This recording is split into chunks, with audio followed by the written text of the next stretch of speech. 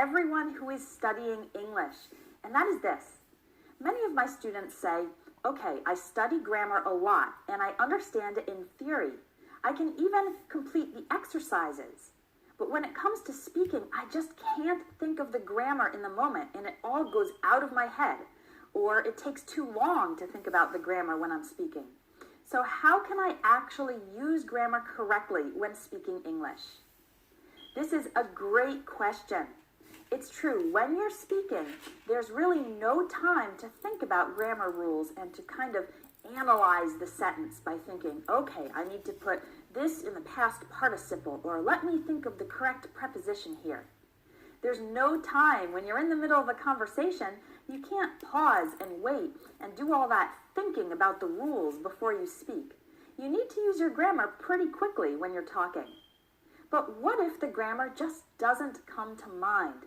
What tends to happen is that you either freeze or you pause a lot. I hear a lot of students with these long pauses in the middle of their sentences as they're thinking very carefully about the grammar. Another thing that can happen is you might lose your confidence and become afraid to speak at all because you're so worried about making a grammar mistake. I don't want that to happen to you. I want you to be able to speak more easily and comfortably. So what's the best way to put grammar into practice when you're speaking? The first step is to consciously and deliberately practice the grammar. Here's what I mean by that.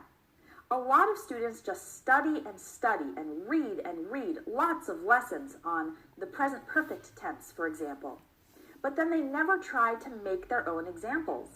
So they might understand the present perfect tense in theory or recognize the present perfect when they read it, but they have not practiced creating or producing the present perfect by themselves. So every time you study grammar, don't just passively read or passively watch. After you finish, after you've learned something about grammar, then you should actively put that grammar into practice. For example, try to write 10 sentences using that structure you've just learned. I did this when I learned my second language, which is Portuguese.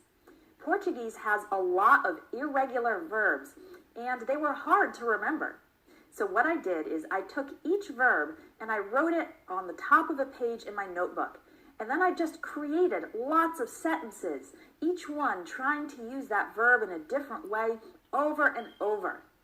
This type of active practice helped me remember the forms of those irregular verbs much better because I was actually using them myself.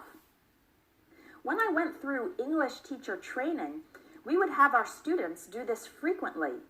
We had something called structured practice, where we'd ask our students to create their own sentences using the grammar from the lesson. Then later, we'd have free speaking practice.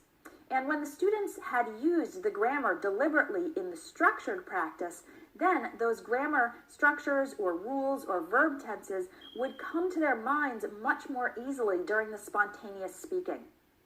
The structured practice creates a pattern in your mind so that then the grammar will come naturally when you're talking. Think about your native language. In your native language, you don't have to think about the grammar rules, you just know them. And that's because of all the practice you've had over the years. Not only hearing other people use the grammar of your native language, but also using it yourself and getting corrected on it as a child. You have years and years of that experience and practice in your native language, and that's why you don't even have to think about grammar rules. The same thing is possible for you in English. You just need to do that conscious and deliberate practice in order to get those patterns into your mind, and then it'll come out naturally in English too. If you're doubting me that it will come out naturally in English, just think about phrases that you already know very well in English, like my name is, and then your name. You've probably said this thousands of times, and you don't have to think about whether to use is or are, or my or mine. It just comes out naturally, my name is, because of how many times you've said it.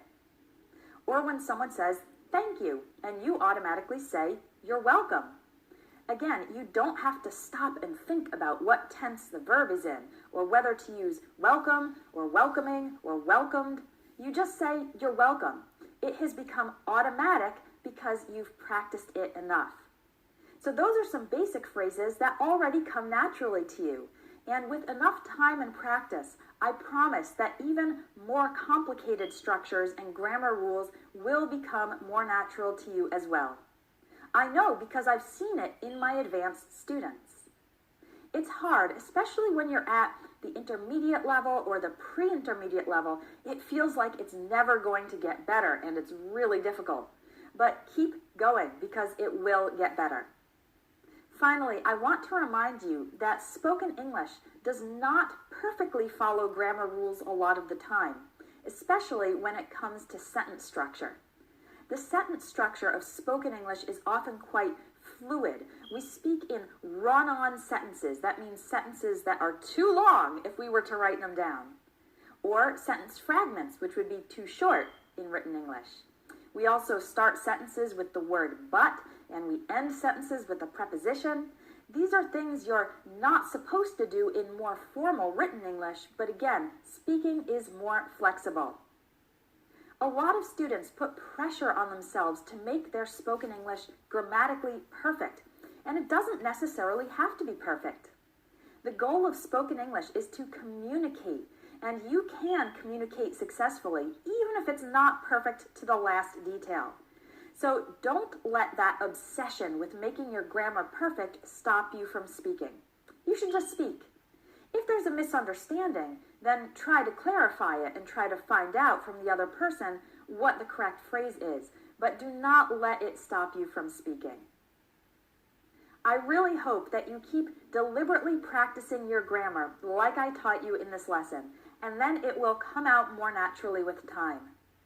If you want to get help in doing this deliberate practice and having a teacher correct your mistakes, come check out our Advanced English Grammar course, where you have the option of doing writing tasks with teacher feedback. Thanks for watching, and I hope this video was helpful.